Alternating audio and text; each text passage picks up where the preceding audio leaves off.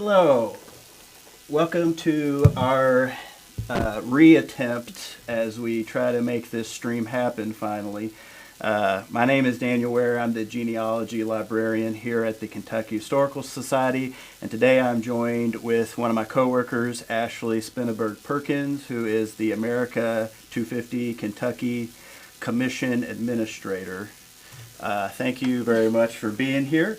Thank you for having me. You did good with the mouthful of job title and name. Yeah.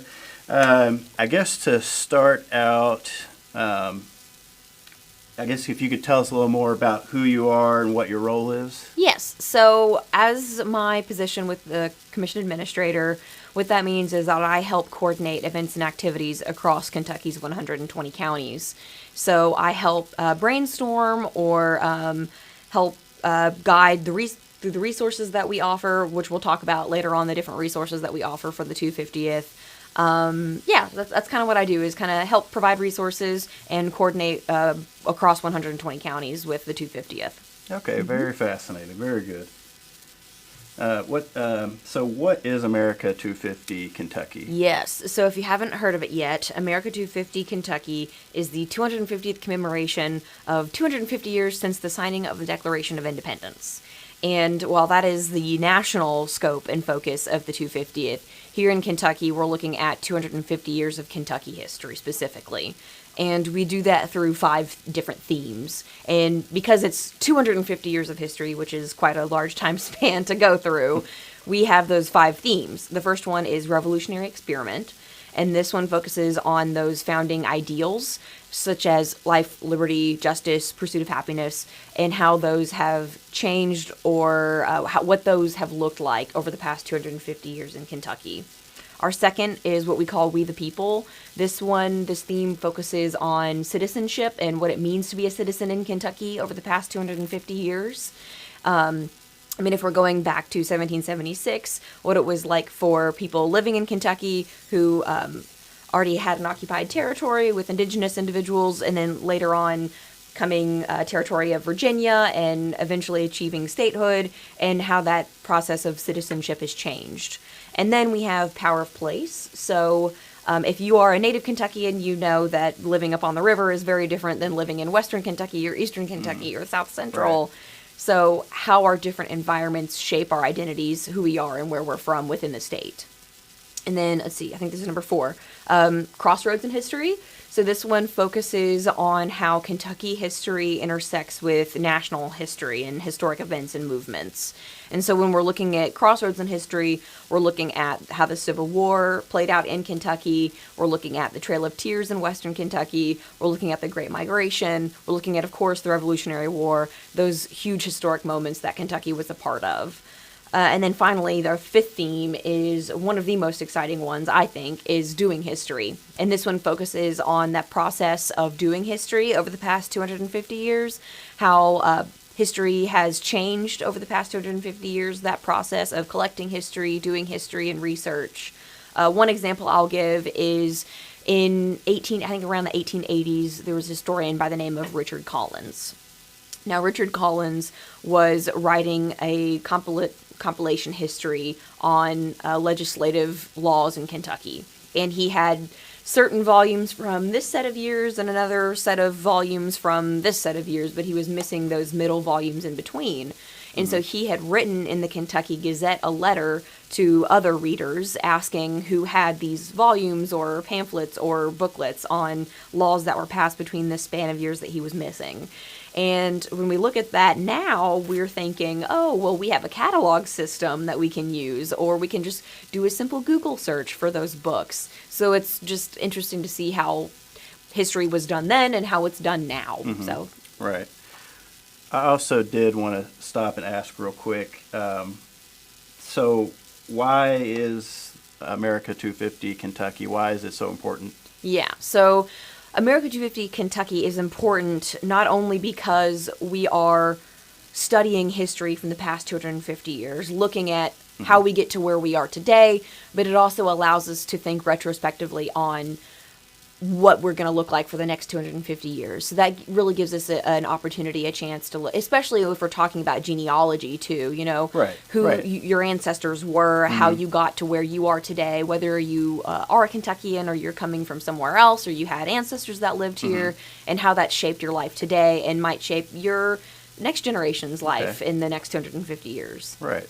Okay. All right.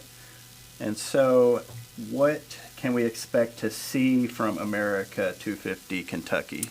Yes, so there's already been a lot going on, but there's still more to come.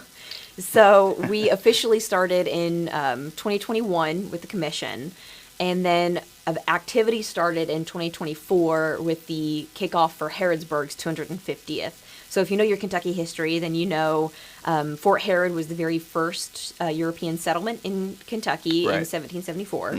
And so we had that 250th in 2024.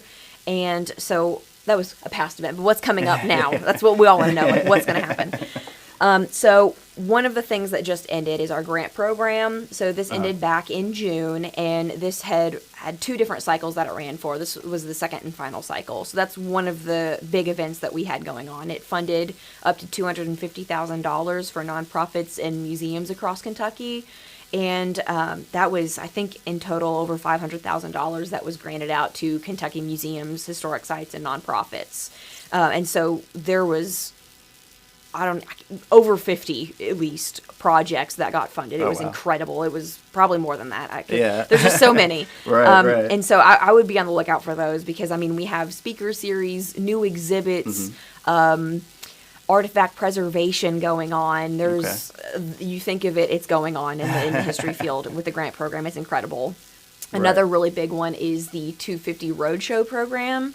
So what those roadshows are is the Kentucky Historical Society and the 250th going to visit your Kentucky communities. And so we're learning about your local history while we're there, and we are bringing artifacts from the Kentucky Historical Society to these communities to help elevate and highlight that local history. So our next one, I believe, is in Bell County in October. And then after that, we'll be in Mason County in November. So be on the lookout for those. And I'll tell you where you can find that information later on. We also have our 76 for 250 program. And what this program is it's highlighting our archival collections here at the Kentucky Historical Society. So we have, I think it's over 24,000 individual items. It's crazy. Yeah, that sounds about right. Yeah. So lots of history to go through, right? So what 76 for 250 is looking at 76 core archival documents that help shape Kentucky history. So these are highlighted on our Facebook page where we are now. So you can head on over, check us out, give us a follow, and check out some of those items that we are posting about and highlighting through the 250th. Some of them are super cool. They're really unique, one-of-a-kind pieces. So, for example, one of them, if we're thinking about our themes, right, power of place. So one of them focuses on Mammoth Cave, and I think this was in the 1950s. I could be wrong on my date there. But new passageways were discovered, and this was a flyer highlighting those new passageways, saying, hey, look at all the new passages in Mammoth Cave, come check us out. So events and items like that are really unique in our collection. Yeah, and of course we have July 4th, which, coming up 2026, so I won't say too much about that one, but lots of fanfare. A lot of good stuff. Yeah.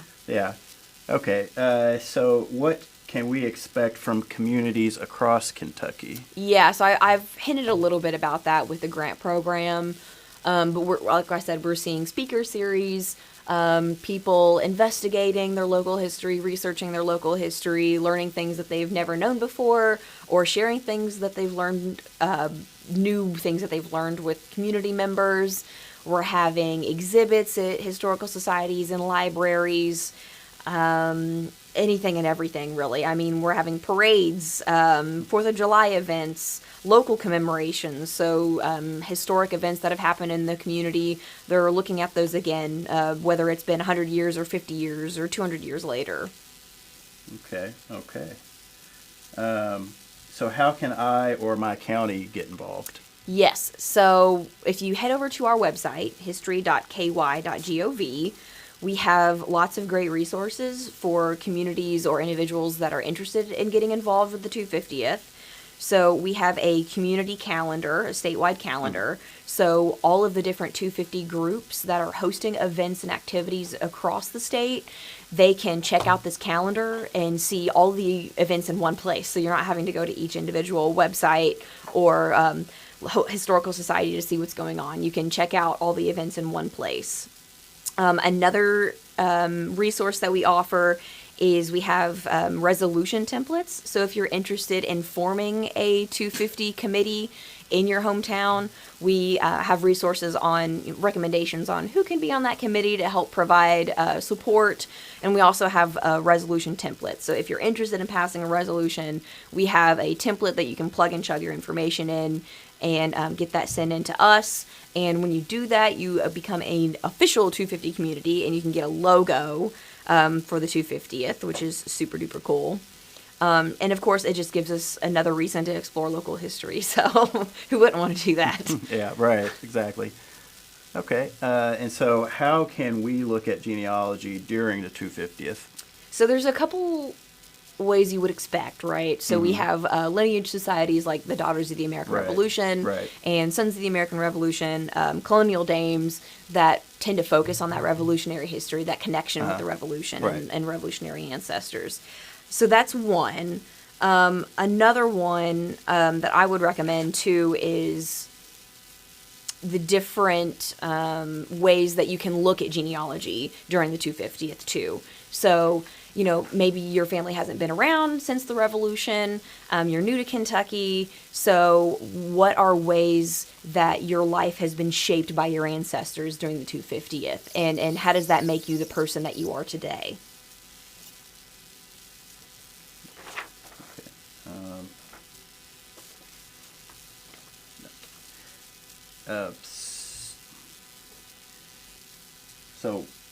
So what has been your favorite experience in relation to America250 of Kentucky? My favorite experience? I know I keep saying the grant program, but it might be the grant program just because it's so cool to invest in Kentucky communities, because these are the groups that need it the most. They're the most invested in Kentucky history. They're the most invested in local history. And to be able to see the creativity and the heart and the passion and the events that are put on by local communities, it's a really, really rewarding experience to see, you know, just people caring for history and they're invested in it, and to see youth working with their parents and their grandparents on different projects together. It's really an amazing opportunity. I'll also talk about Bell County I've mentioned earlier, so I'll talk about their grant program. So they did a series of learning trunks for the Revolutionary War. Okay.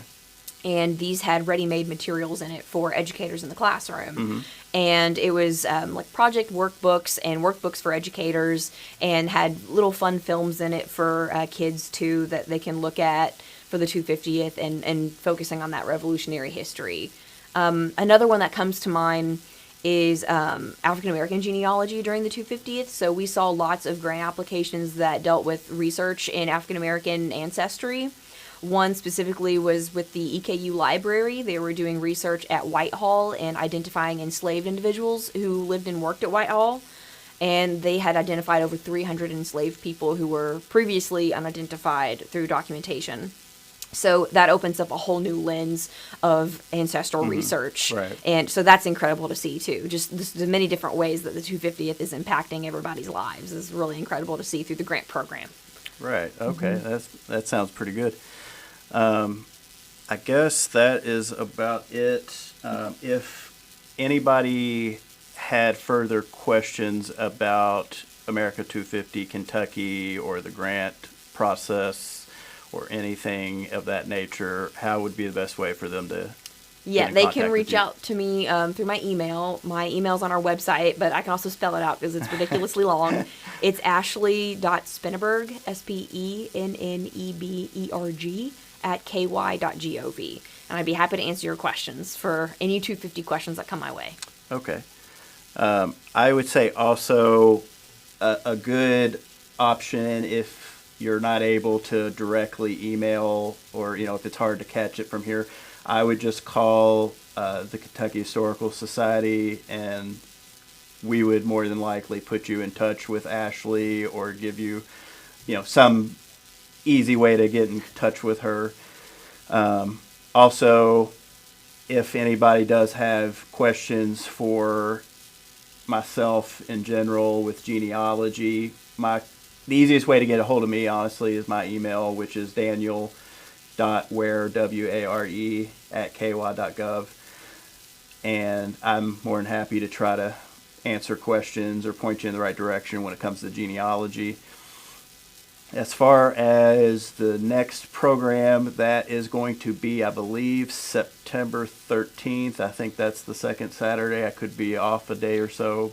But that's going to be the next stream. And I'm basically just going to answer genealogy questions in relation to, just anything you're stuck on, anything that you have questions about, any advice. I'll try to answer them. I try to do one or two of these per year just to, it's good. People like to, come forward and ask questions and get, specific assistance on, certain matters when it comes to their genealogy and family research. So that's what I'm going to try to do next month. And then the final one we'll be having will be in October, and that one will be in relation to Kentucky military history with Walter Bowman. So look forward to that one because I know he knows a lot about that, and I think he'd be a great, valuable resource to anybody that's doing research on a ancestor that may have been in the military. Good during the 250th. Yeah, that's true. That too. And so I think that is about it. Let me make sure there's not any last second questions on the stream. Not seeing anything unless we're behind. So I think we will leave that here. Like previously said, if anybody has questions for either of us after this, you can always call the Kentucky Historical Society and ask for either Ashley Spenneberg-Perkins or ask for Daniel Ware, depending on what you're needing to know, information about, whether it's more about the America250 Kentucky goings on or genealogy research, family history research. Either of us would be more than happy to try to answer your questions as best as we can. And I think that will be about it for this time. Thank you all for joining us. And this video will still be on here after the stream's over for a while. And it'll also be on our Kentucky Historical Society YouTube page as well. So don't worry if you missed the stream. You can always come back and watch it later. Thank you all and have a great day. Bye-bye.